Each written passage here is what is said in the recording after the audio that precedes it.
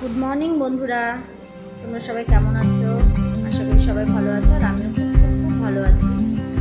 তো প্রতিদিনের মতো আজকেও সকাল সকাল ক্যান্টিনে চলে আসলাম। তো আজকে সকালে এসে আমি প্রথমে মশলাগুলো করে নিয়েছি।